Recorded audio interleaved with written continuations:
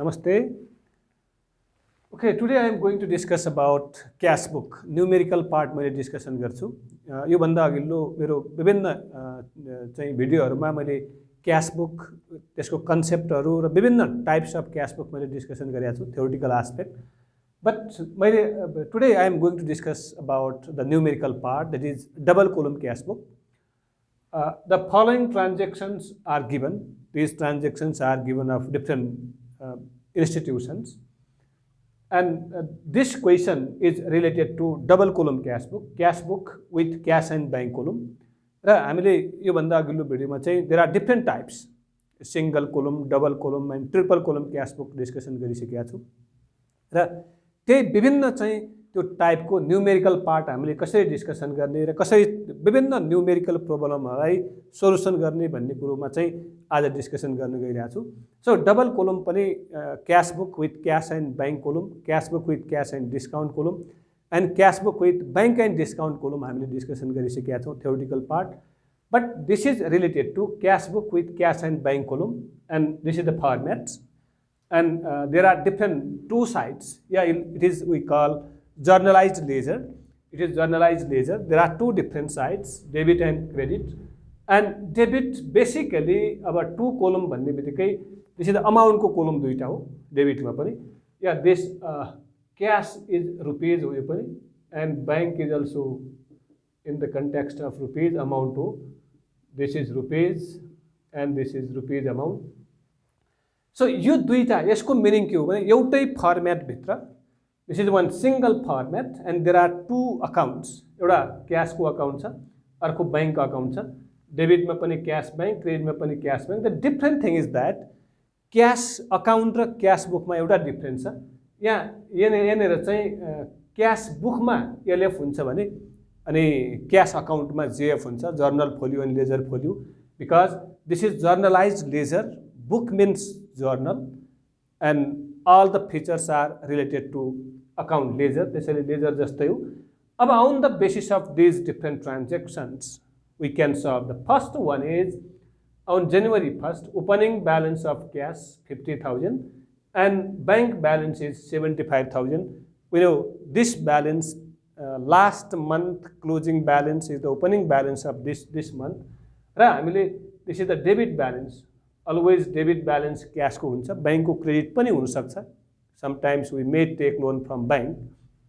So to opening balance to balance, that is BD brought down, we have to transfer from last month, that is opening balance, and cash is given 50,000, we have to write in cash column 50,000 and bank is 75,000, bank column मा लेख्ने।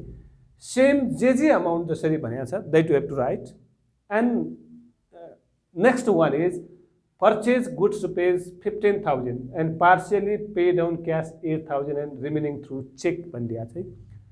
So total goods purchase rupees 15,000. Yeah, on the basis of journal we can make ledger, journal को बेसमा पनि बनाउन सक्छौं।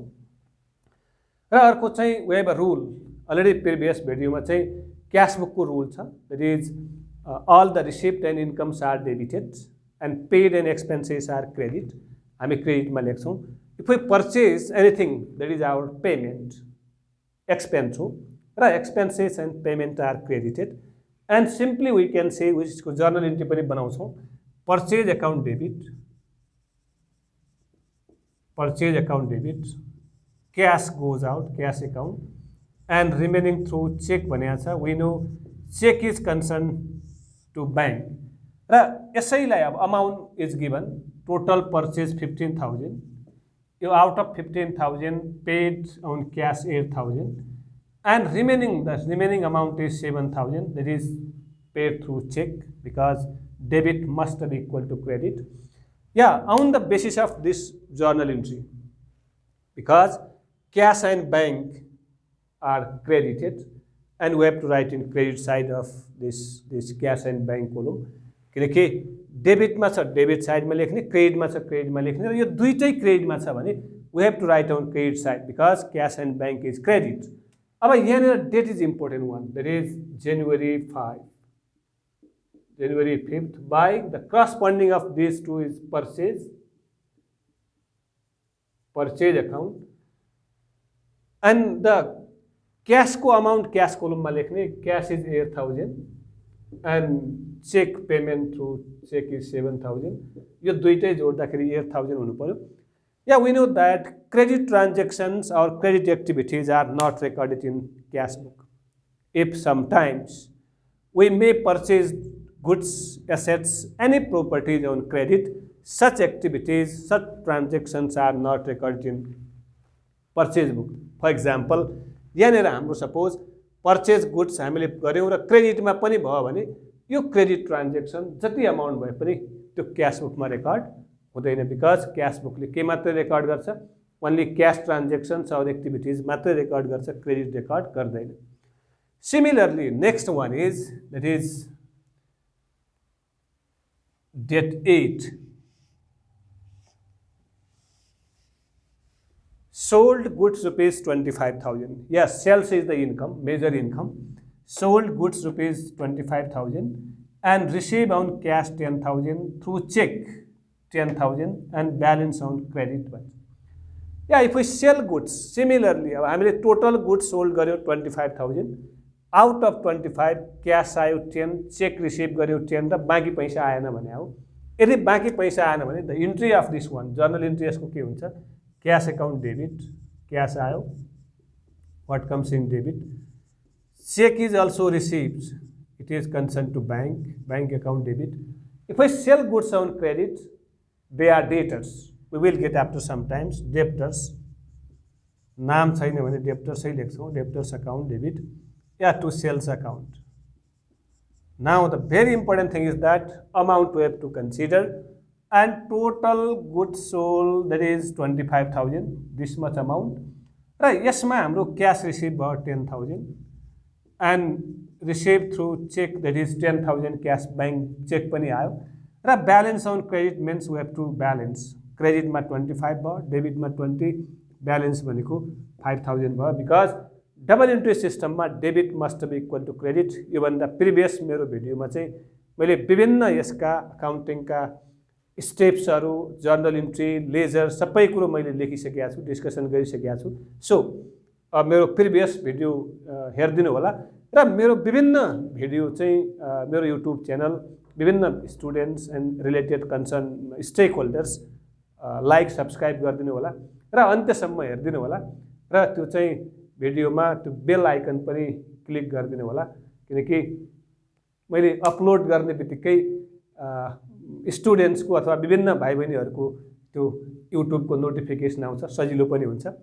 अब यसैलाई this is journal entry, then we have to post into ledger, because sales is income, incomes are debited, cash and bank both are debit and we have to write in debit. Very important thing यहाँ चाहिँ यहाँ we have to debit January 8 to sales account.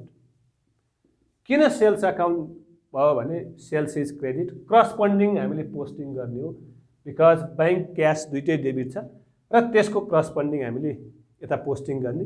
अब हेर्नुहोस् है, cash कति आयो 10,000 अनि check पनि कति आयो 10,000 र 5,000 रेकर्ड हुँदैन, because this is credit. Credit activities, credit transactions are not recorded in cash book. And then next one, cash deposited into bank. Yeah, it is very important thing. मैले यो भन्दा प्रिभियस भिडियोमा चाहिँ कन्ट्रा एन्ट्री, डबल एन्ट्री फेरि मैले यहाँ फेरि discussion गरेँ. It is very important.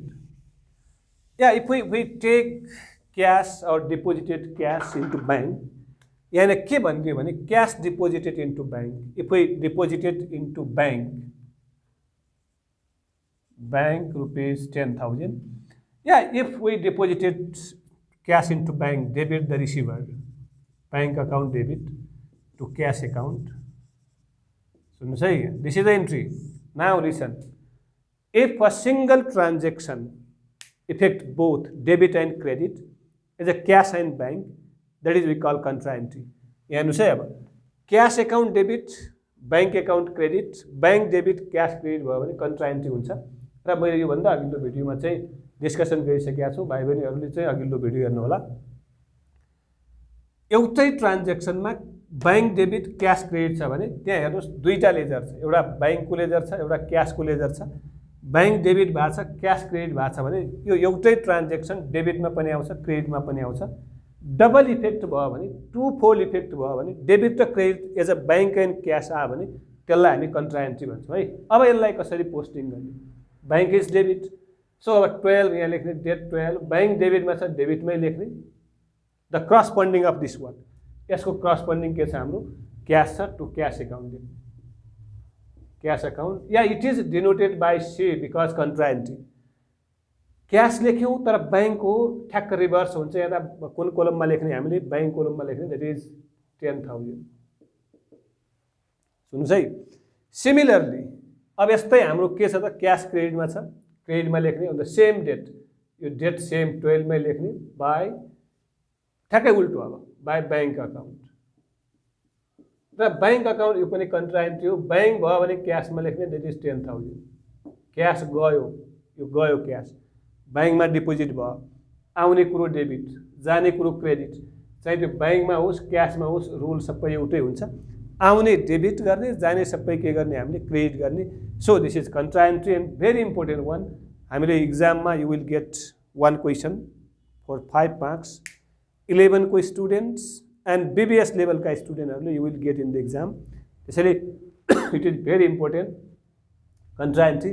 Then next one, paid salary on cash rupees 10,000 and through check rupees 5,000. Yeah, you know, salary is expenses and all the expenses are debited.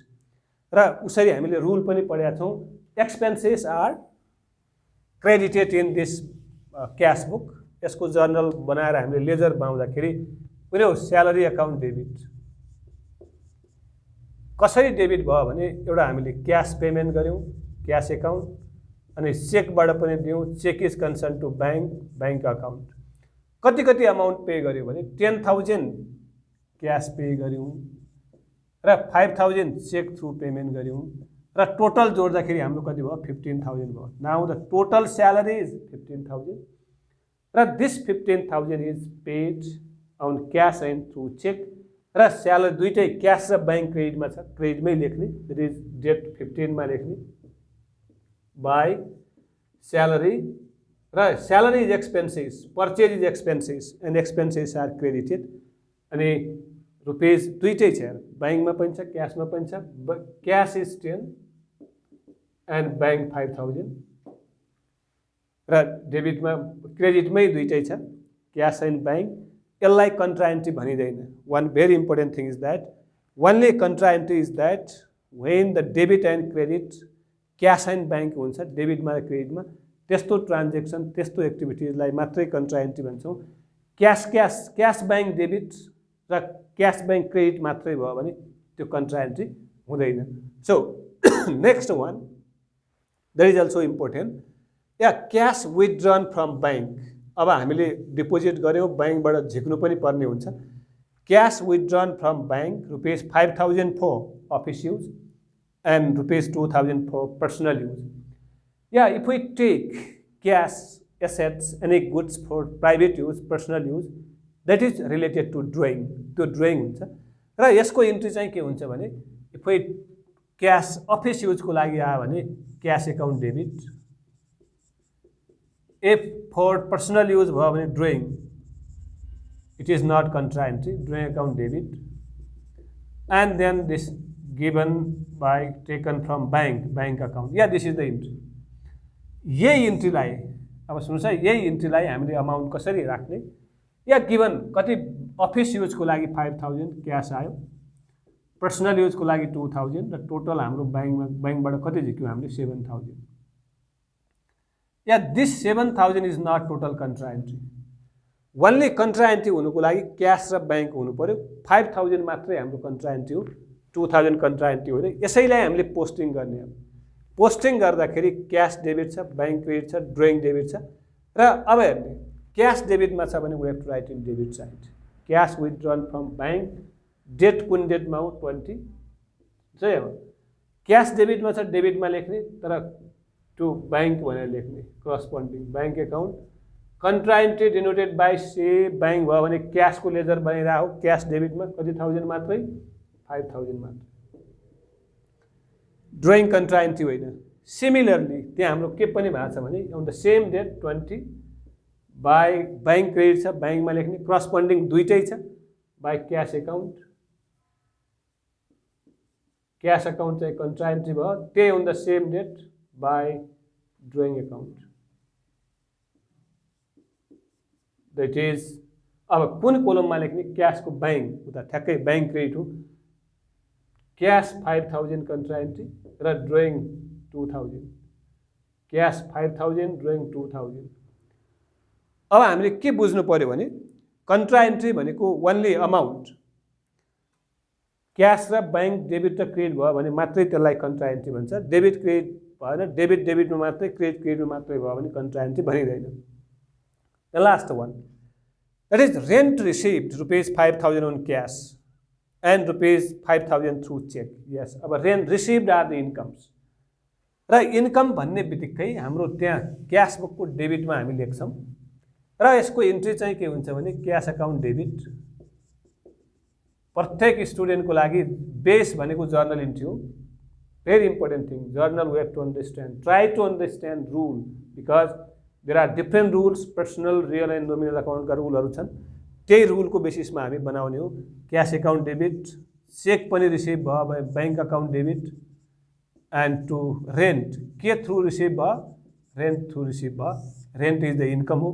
र कति receive भयो भन्ने कुरो यहाँ हामीले चाहिँ 5000 क्यास, 5000 चेक र total rent भयो 10000। यसैलाई हामीले पोस्टिङ गर्ने, अब यसलाई हामीले, because rent is income, if we received are the incomes, receive income हो भने डेबिटमा लेख्ने, that is 25 to rent account, because now rent is the income. र क्यासमा 5000 आयो, क्यासमा 5, चेक पनि 5 भयो, 5 लेख्यौँ। Now the important thing is that अब लेजर भन्ने बित्तिकै वी निड टु सम, र क्यास बुकको डेबिट बढी हुन्छ, बैंकको चाहिँ क्रेडिट पनि बढी हुनसक्छ। सो वेयर अब हामी जहाँ बढी छ त्यहाँ जोड्छौँ, डेबिट पनि बढी हुनसक्छ, क्रेडिट पनि बढी हुनसक्छ, एक लाइन छोड्ने, टोटल गर्ने, सेम रोमा टोटल गर्ने। 50,000 प्लस 10,000, 60 प्लस 5 भनेको यो 70,000, क्यासको डेबिट 70,000, यहाँ 70 छैन किनकि 10, 10, 20, 28 मात्रै छ। बैंकको पनि डेबिटै भयो, 75 प्लस 10 प्लस 10, 85, 95, 1 लाख भयो, 80,000, 1 लाख। सुन्नुहोस् है, अब क्यास र बैंकको दुईटै डेबिट मोड, क्यासको 70,000 अनि बैंकको चाहिँ 1 लाख, र डबल इन्ट्री सिस्टममा डेबिट क्रेडिट बराबर हामीले बनाउनु पर्छ, 70,000 र 1 लाख। जति पुगेन त्यो अमाउन्ट हामीले थप्ने, that is we call credit balance गर्ने, डेबिट ब्यालेन्स हो। Last January 31 by balance carried down, closing balance, and the main purpose of this cash and bank column is to identify the closing balance of cash or bank at the end of month. कति भयो भने अब 70 बाट यो दुईटा घटाउने, 70,000 बाट 20 घटाउँदा 50, 48,000 भयो, that is 42,000,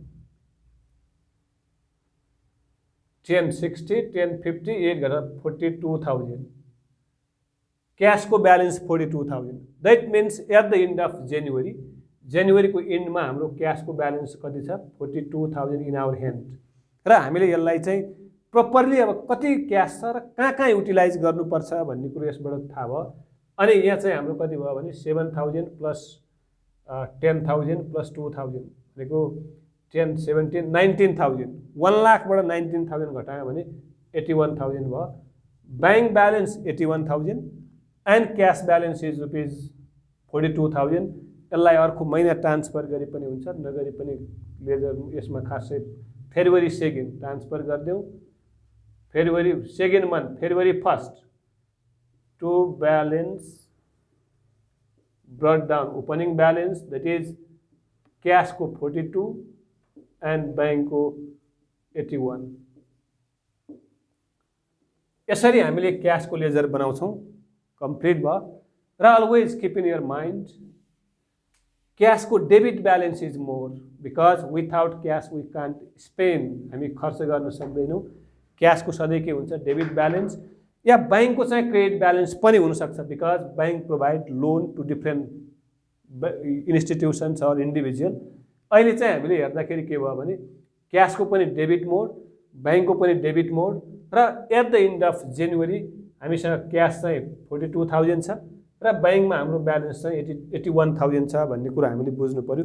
so why cash book is prepared भन्ने क्वेसनमा cash book is always prepared to identify and to know the exact cash balance or bank balance at the end of particular month. र basically मैले फेरि भने cash को debit balance हुन्छ र bank को may credit balance because bank provide loan to business as well. According to this question अब विद्यार्थी भाइ बहिनीहरूलाई एउटा सजेसन रिक्वेस्ट के भने विभिन्न यस्तै खाले क्वेसनहरू प्र्याक्टिस गर्नुपर्ने हुन्छ. Without practice we will not perfect. Perfect practice makes a man perfect. र यही नेचरका क्वेसनहरू हामीले basically cash book is journalise ledger भन्यौं र यो विभिन्न चाहिँ जर्नल इन्ट्री हामीले अन्डरस्ट्यान्डिङ गर्न सकेनौं भने अकाउन्टिङ का फर्दर स्टेप्सहरू हामी बुझ्न गाह्रो हुन्छ. Basically there are 3 account personal, real and nominal account. प्रत्येक अकाउन्टको रुल फरक फरक छ. त्यो रुलको बेसमा चाहिँ हामीले यो क्याश बुक बनाउँछौं र मेरा विभिन्न प्रिभियस भिडियोमा मैले अकाउन्टिङ का रुलहरू, अकाउन्टिङ का प्रिन्सिपलहरू, अकाउन्टिङ का स्टेपहरू मैले मेन्सन गरिसकेका छु, अपलोड गरिसकेका छु र भाइ बहिनीहरूले हेर्नु होला. कन्फ्युज लाग्यो भने प्रिभियस भिडियो हेर्नु होला र क्लियर हुनेछ. लास्टमा चाहिँ perfect practice makes a man perfect. यदि लाइक सब्सक्राइब गर्नु भएको छैन भने नयाँ स्टुडेन्ट हुन्छ भने लाइक सब्सक्राइब पनि गरिदिनु होला. Thank you very much. Thank you.